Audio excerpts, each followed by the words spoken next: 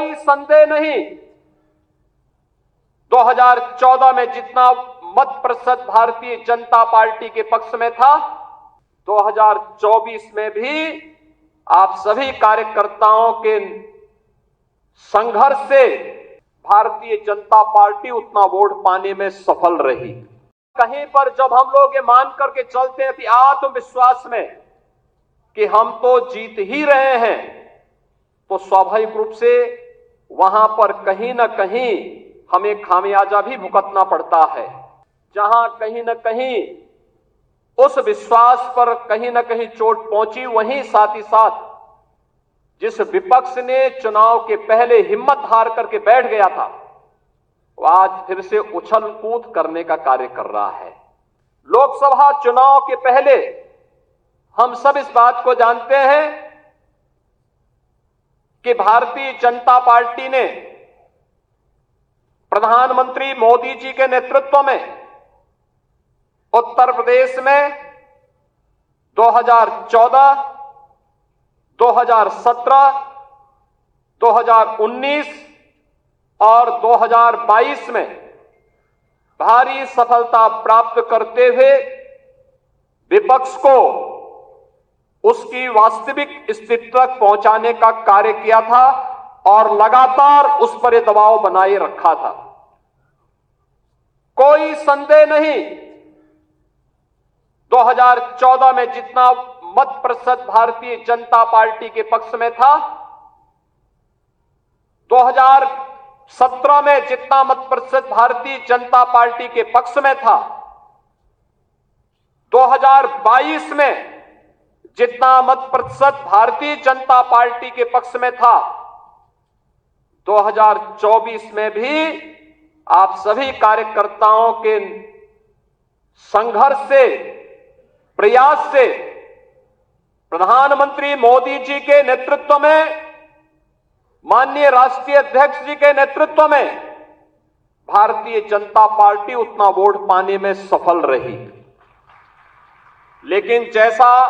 वोटों की शिफ्टिंग होती है और कहीं पर जब हम लोग ये मान करके चलते हैं कि आत्मविश्वास में कि हम तो जीत ही रहे हैं, तो स्वाभाविक रूप से वहां पर कहीं ना कहीं हमें खामियाजा भी भुगतना पड़ता है और वह अति आत्मविश्वास कहीं ना कहीं हम लोगों को जहां चोट पहुंचाने में,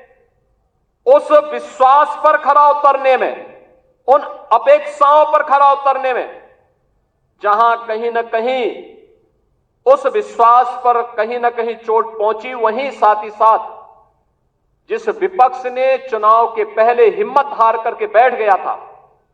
वो आज फिर से उछल कूद करने का कार्य कर रहा है। बहनों और भाइयों, याद करिए 2022 का विधानसभा का चुनाव, 2022 का विधानसभा का चुनाव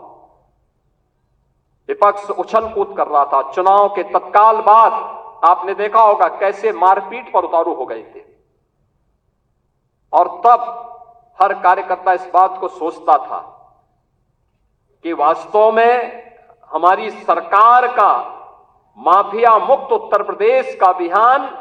इन्हीं गुंडों के लिए है, और उस उत्तर प्रदेश को आप सबके सहयोग से आज माफिया मुक्त करने में हमें सफलता प्राप्त हुई। हम उस जीत के सिलसिले को, जिस जीत ने विधानसभा को चुनाव भी जिताया, नगर निकायों में भारी सफलता प्रदान कराई, सर्वाधिक चेयरमैन और सर्वाधिक पार्षद भी जिताए,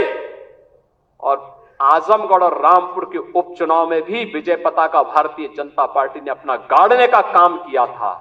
कोई कारण नहीं 10 की 10 उपचुनाव फिर से भारतीय जनता पार्टी अपने पक्ष में करने में सफल हो। लेकिन इसके लिए आज से जुड़ना पड़ेगा, लगना पड़ेगा। एक एक कार्यकर्ता को अपना अभियान मान करके फिर इस अभियान के साथ जुटना पड़ेगा, और उसी के लिए आपका आह्वान करने के लिए आज फिर हम लोग आए हैं। बहनों और भाइयों, हम 2010 के 10 उपचुनावों के लिए तो हमें अभी से तैयारी करनी ही है, लेकिन हमें इस बात का याद रखना, उत्तर प्रदेश को जो नई पहचान बनी है, उत्तर प्रदेश जो पहले छठी अर्थव्यवस्था थी, आज देश की नंबर 2 की अर्थव्यवस्था बन चुकी है और तेजी के साथ उभरती हुई अर्थव्यवस्था के रूप में अपने आप को स्थापित कर रही है।